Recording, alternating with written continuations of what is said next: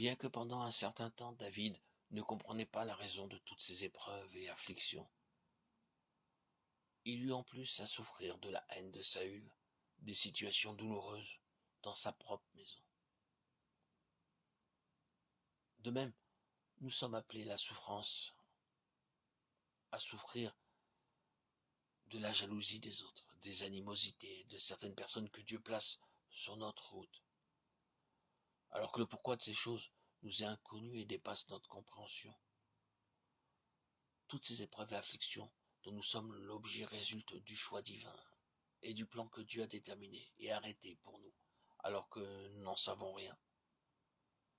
En considérant le psaume 132, nous voyons que David commençait à percevoir que toutes ces afflictions et souffrances étaient pour l'amener à connaître le besoin de Dieu et être son vase, pour lui construire une maison, une habitation, où il demeurerait. Nous le voyons bien, nous ne pouvons apporter quoi que ce soit avant qu'une histoire spirituelle ne soit tissée en nous à travers les voies de Dieu, et que nous ayons été nous-mêmes l'objet de ces consolations, avant que nous puissions consoler les autres. Les vies gâchées et ruinées sont restaurées quand nous entrons dans l'expérience de Tzion, et non seulement lorsque nous allons dans une église où nous ne trouvons que l'homme, mais alors que dans l'église nous entendons la voix de Dieu et trouvons Dieu. Dieu commence à monter son plan céleste, à le montrer, en particulier à Moïse, sur le Sinaï. Là, il lui révéla son attention et son besoin. Ils me feront un sanctuaire et j'habiterai au milieu d'eux. Exode 25:8.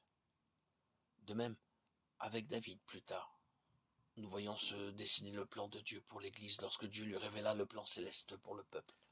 1 Chroniques 28:12-19. Il lui donna le plan de tout ce qui lui avait été révélé par l'Esprit.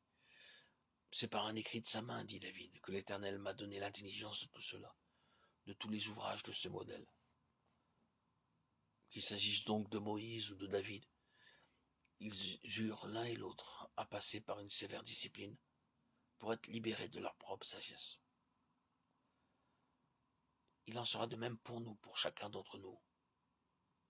Oui, vous tous qui m'écoutez, Dieu a besoin de nous. Dieu a besoin d'hommes, de femmes,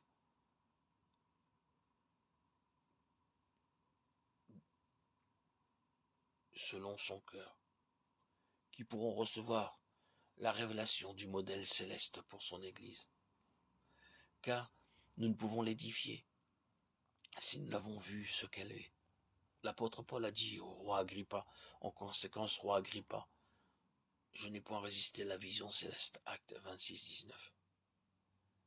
Cette vision céleste, la révélation de Christ par le Saint-Esprit doit être en nous.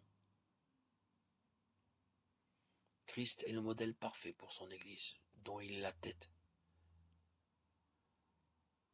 Dieu ne veut voir dans l'Église que ce qu'il voit dans son Fils. Il s'en tient uniquement à ce qui est en Christ. Et cela était déjà l'ancienne alliance avec le tabernacle, par cette expression, comme l'Éternel l'avait ordonné à Moïse. Dieu n'aurait pu accepter le moindre changement. De même, la sagesse de l'homme naturel n'a aucune place dans l'Église. Elle est appelée l'homme nouveau. Éphésiens 2:15. L'ancienne création, avec toutes ses ressources et son énergie, était entièrement mise de côté par la croix. Éphésiens 2:16. Le dessein de Dieu est lié à l'Église, et tout ce que Dieu nous dit dans sa parole concerne sa maison, son habitation, là où il demeure. Dieu ne se tient pas dans le système dirigé par les hommes, aussi gentils et intelligents qu'ils soient. L'Église, son corps, est un organisme vivant, et non une institution.